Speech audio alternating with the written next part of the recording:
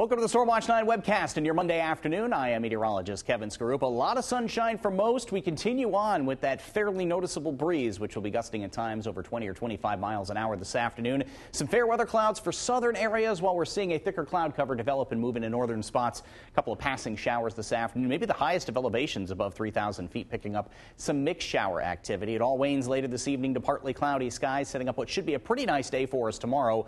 We'll be blending high clouds with sunshine with similar readings to what we'll have out there this afternoon, which is mid-50s up north to mid-60s in southern spots. Futurecast showing, though, that as clouds thicken, rainfall pushes in during the daylight hours on Wednesday and will be around Wednesday evening. Some of that could be locally heavy, along with some wind to go along with it. Wednesday night and early Thursday. Systems should move rather rapidly from Florida all the way pushing through the northeast by Friday morning, setting up good timing as it stands now in time for the weekend. So our forecast out there this afternoon, mid-50s to mid-60s, a few passing showers up north and maybe on the hilltops and some of the higher elevations picking up some wet snowflakes to go along with it. Pretty nice day for us tomorrow with lighter winds, and then the rainfall develops for the second half of Wednesday and Wednesday evening.